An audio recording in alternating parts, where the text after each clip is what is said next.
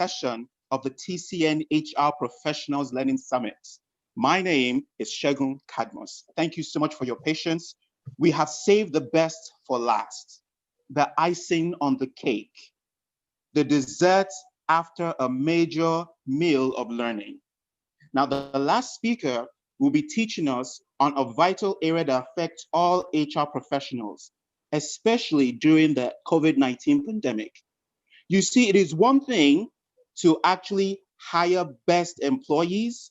It's completely different to keep those employees. How far can you go to keep your employees? I recall during the COVID-19 pandemic, a company actually bought laptops for all their employees to give to their children.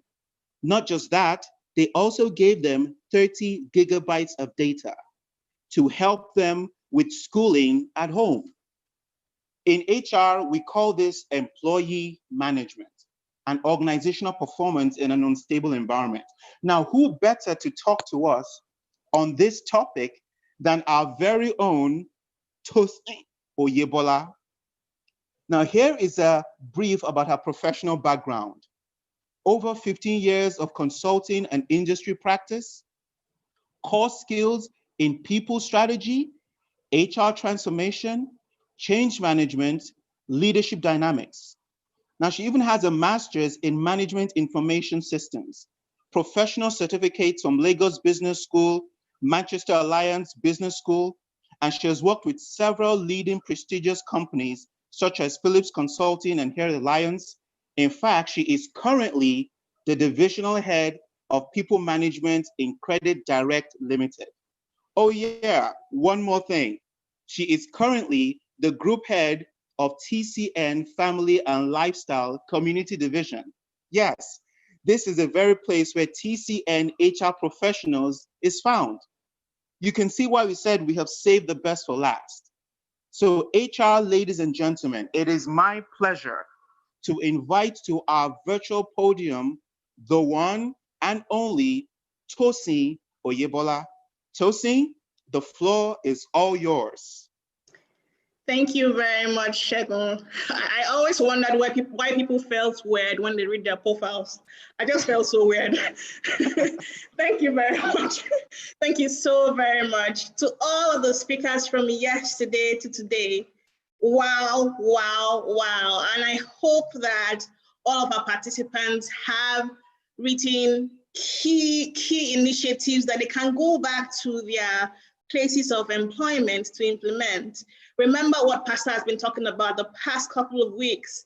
We are God's extension in those places of work. What we try to do here is to provide you with the knowledge and the skills to be able to do those things excellently. We are His vessels, and excellence must be something that we are known for. Like Segun rightly mentioned, not because I'm the head of the groups, but because really all of the things that we've discussed from yesterday are skills or responsibility for the HR department, speaks to one key thing: the extent to which we can engage our employees to give in their best for the organization, the extent to which we can engage our employees to perform the best version of themselves so that they contribute to organizational success. That is what this session is all about: driving performance through employee engagement. Trying to share my screen. Please confirm that you can see this.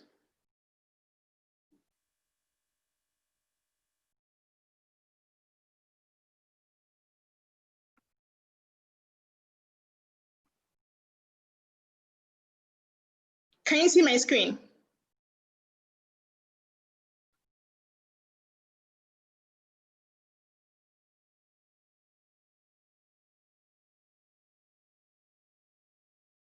Okay, I'll take it as a yes. I can't hear anybody. All right. So, like I said, all of the sessions from yesterday really cumulate to, I would say, the reason why the HR department exists. That is to say, for every employee that you have employed to come and do some job or the other, how can I optimize the skills, the capabilities of such employee so that they are given not just adequate, but over and above for the organization? What can I do to get employees to that state where they're ready to, quote unquote, die for the company? And I must say, like for every other courses that you're taking from yesterday, we've only tried to point you in the right direction. You have to go back and take, each of the subjects and read and study for yourself. I say that particularly because of this course I took a couple of weeks ago in a business school, and it took me 4.5 hours, and I couldn't even, I still had to cramp it into that time slot. So imagine having to do it in 20 minutes. So I'm going to just speed by and give you the essentials of what employee engagement is, why it is necessary, and what we can do to implement it in our organizations. Different thought leaders have defined employee engagement, in their different ways in how they view it. But there are key things that all of these definitions point to. I particularly like this last definition by Ken, that's the Global Culture and Engagement Practice Leader in Aon. He says that the concept of employee engagement is sometimes confused with happiness. So in other words, that your employees are happy doesn't mean they're engaged, all right? Can be dashing them money, but you're not getting the best out of them, right? But he says, but really it's about an employee's psychological investment in an organization and motivation to produce extraordinary results. I used to have an employer who said that, I want my people to have a covenantal relationship with us, not a contractual relationship with us. In other words, what he was trying to explain is that the relationship shouldn't just be about the contract letter. It should be that you have seen something in me, in our environment, enough to want to give above and beyond what you would typically deliver. So what we're talking about here is to say, how can we bring that very best, that highest value, that optimized value for each and every one of our employees so that they can deliver exceptionally for organizations? Why is it necessary? Well, Toby from yesterday said it. In God we trust. So if God says that this is good, we know that it's good. But every other person must bring data.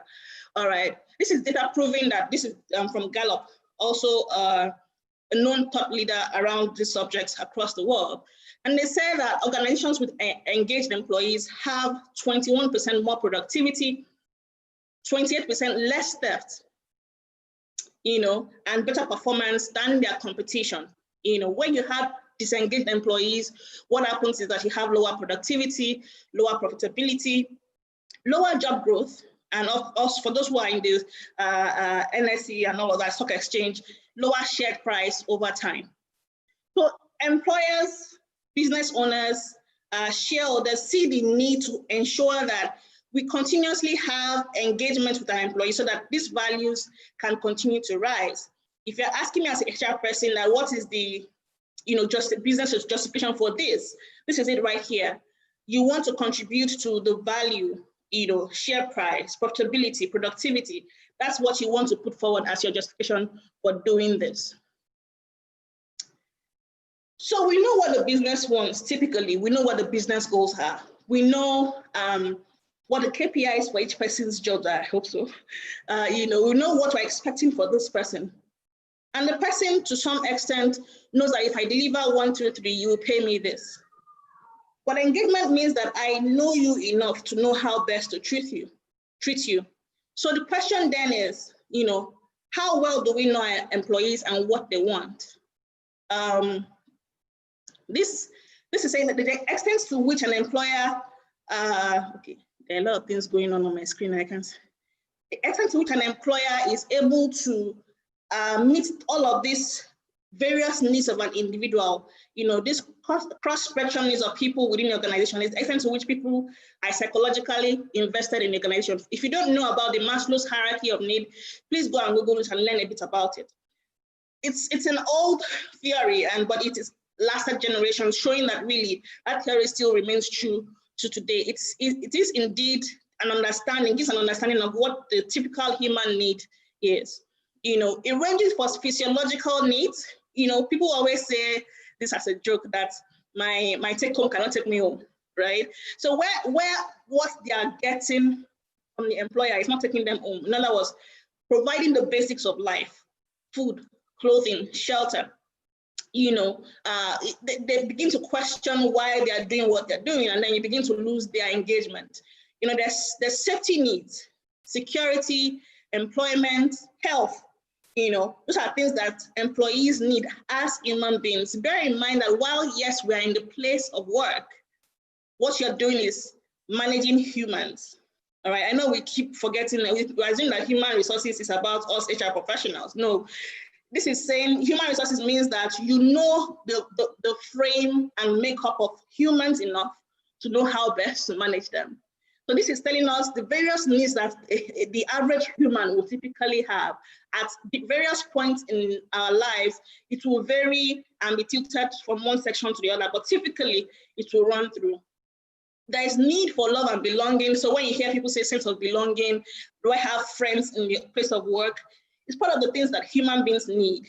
Pastor mentioned this morning when he was preaching to say, see, while it's all good that we're doing all of this virtual experience thing, the point is that the human needs to socialize. We're social beings, So can you have somebody spending 14, 16 hours at work each day and can't have a friend at work? Then you begin to wonder how engaged that such person can be. Things around esteem.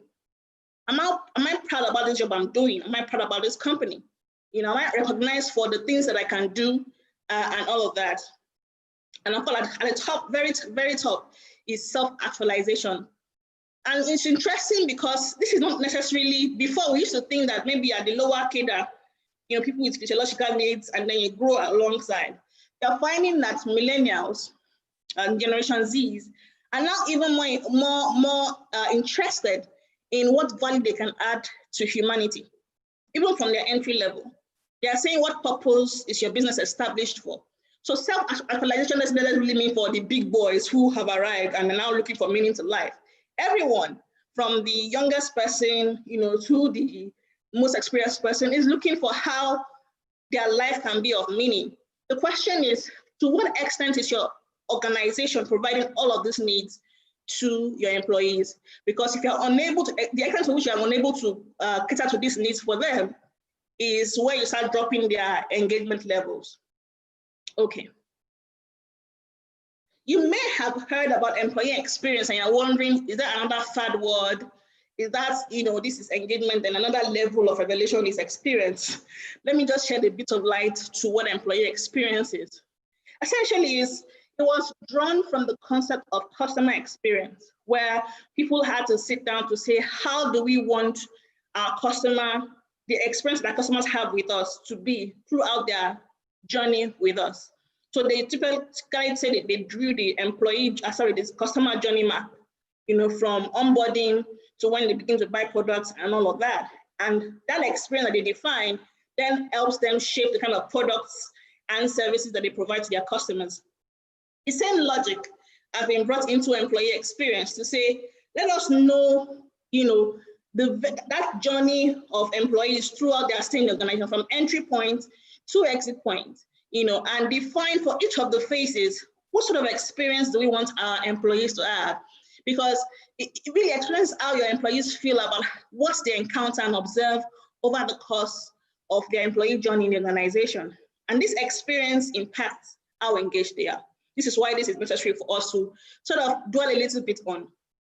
Now, you probably would see varied forms of this journey if you do a search on the web, but my understanding of it is what I present to you today. So from the pre-hire stage, how do you want that candidate who's coming to meet you to see, it's a dating period, to see, is this a good place for me to work? Would they serve me right? Would they meet my needs? There's a cutting, so to speak, checking out yourself to see whether or not I want to. What experience do you want that person to have? Okay, you've not hired them. What experience, that onboarding process, giving them their letters, training them to acclimatize with the organization. What experience? You need to define the kind of experience that you want your employees to have along all of those journey maps. All right, you must define it. And then when you define it, you now want to ask yourself, what initiatives must I put in place to ensure that that experience happens to every candidate that walks in through my doors till they become staff and through their lifetime in the organization till they exit? it is important that all of these phases we must take one by one in performance management, in how we reward and recognize them, in their growth, career growth, learning and development. What sort of experience do we want them to have at each of those phases? We must define those experiences and then identify initiative, processes, tasks that we will use to ensure that those experiences happen on a day-to-day basis as they journey through the organization. So experience is important towards ensuring engagement of employees. Again, employee engagement drivers will vary depending on which thought leader you're talking to, but essentially most of them will be talking to these 7 drivers that we have that you see on the slide. Myself and a couple of colleagues put this together in the former consulting firm I had worked, after months of research and all of that. So how do I keep employees engaged? What are the things that I must do?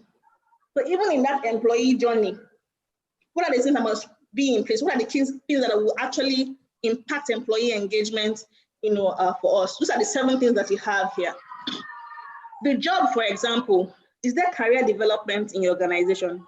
Are people clear on what it takes to move from one level to another? We've heard about gamification, we heard about different things during the session. Is there clarity around development? All right. Are you going to invest in me to develop me? Am I satisfied with my job? Is my job something I'm proud of? Is it enriched enough? Some people are not happy with their jobs because they just think it's routine. They don't really enjoy it. That's disengagement happening right there. So how do you package your jobs to ensure that you have enrichment and there's development that's fostered by that? The second and very important one is your relationships. You may have heard the phrase that goes that people don't leave organizations, they leave managers. All right.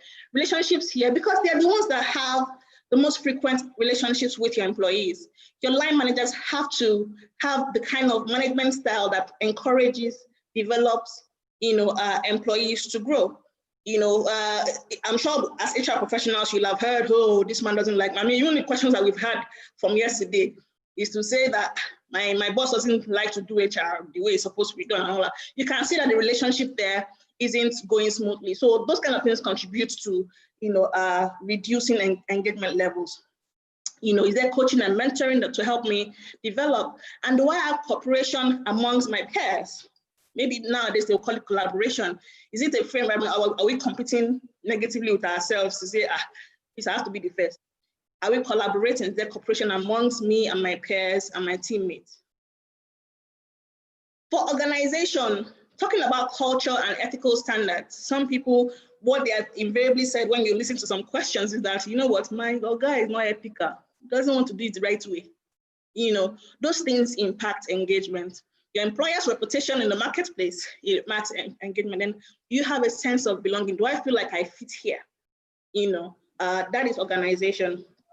Other things around operations, working conditions. That's why a lot of people started having very nice looking workplaces, because they knew that even what your work environment contributes to how engaged your employees are. Your facilities, they have the work tools to work with. Then quality of life. It's been said again, well-being, and how mentally present your employees are determined to what extent they can contribute to your organization, work-life balance or integration as you would have it. How well is that going for employees? And like I said before, a lot of people are even they're looking for meaning in their work. Okay, so my company is a bank. What value are you adding to anybody's life? What is the meaning in what I'm doing? How am I contributing to anything meaningful in life? People want to know when it comes to CSR, how are you contributing to the human life or the environment around you? Clarity of vision, do I even understand what we're about? Or am I just here to do my 24s, let's just do our work and go? Do I understand what the vision is? What sort of impact my doing my work or not doing my work means to my customer? Do I understand it? And of course, rewards, salary and benefits and recognition. A lot of people think that that's where we can't compete. But the rewards and recognition mentions 3 things. It mentions rewards, mentions salary and benefits, which maybe that is the financial part, and then recognition. Recognition means to say that I submitted a work to my boss and he says, thank you, good work. We learned about gamification to say that as you are moving up or revving up, they're giving you a badge to say, well done there, we see you. It costs nothing really to the organization. So we have to find creative ways of ensuring that people are recognized and rewarded well. Not necessarily, it doesn't necessarily have to be cash all around. We believe that if all of these are intact, it drives engagement within the organization. And how do you know that there's engagement or an employee is engaged? One of the things that you see is pride in the organization. These are the kind of people that, why you want to call them positive influencers, they're the ones that will root for the organization and what they are doing anytime, any day. They're the ones that, when you see endeavor, or in other words, doing one's best, they will go above and beyond, to get things done within the organization. They are the ones that are engaged.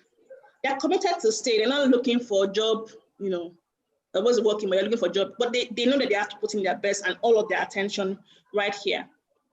They are advocates, not only to external people to say, if you're looking for a company to work, this is where to work, or even amongst their peers. You know how the people can be in the office and gisting with each other, what they're doing is not right. They're the ones that actually speak up for the company without being solicited. And of course, they care about the organization's future. So if you want to ask, how do I know if an employee is engaged? This kind of qualities that you see in them to say, oh, this person is engaged. But you have to have these drivers in place for that to happen. So who is responsible for engagement? People assume that, oh, HR. Well, that's true. HR, being the experts at managing humans, can facilitate, can design the initiatives, can drive the process, but they're not the sole responsibility for engagement. It cuts across. So HR drives and facilitates the design kind of initiatives, policies that would ensure engagement in the organization. But I would say probably the most important person in this mix is the line manager. All right, you could have designed the best engagement strategy in the world. If your line managers don't get it, it's flawed. All right, they're the ones who interact with your people day on day. All right, so that's why people will always propagate the whole leadership development thing, because the quality of your leaders really impact engagement levels in the organization. Of course, employees also need to be, because when you say employee engagement, assumes that you're engaging the employees themselves. You want to give them the voice to be heard and listen to their concerns. There's several ways of measuring employee engagement, and I won't dwell on this. The slides will be provided. Please research more and read more on the tools to measure. So how do I do this within my organization? How do I do this within my organization? First, you must define what employee engagement means to you, to your organization. Don't just lift, because you're in oil and gas, you now lift one those one and put in your company. Because the people within your company differ from the composition of people in Wando. You can't just copy and paste. You have to define what works for you. So that definition, that strategy development, you have to define in a way that it drives business results. Remember what Mr. Labuchi said yesterday, to say that what you should have is the HR implications for the corporate strategy. In other words, how can I define or describe engagement for XYZ company in a way that it drives that corporate strategy? So you must define it. Then you must assess. I had mentioned also there are different tools for you to assess. So where am I at the moment? What are we doing well? What are we not doing well across all of those drivers? Once you identify the gap, you now take what you know as design thinking today. Again, you have to go and research what is design thinking, what does it mean? Essentially finding ways to design customer-centric, in this case, employee-centric solutions, ways that will ensure that whatever design or services or initiatives you're coming up with are things that actually matter to the employee themselves. And of course, you go to the field and implement. Like I said before, implementation involves your line managers, and that's very critical. You must develop them to be people managers.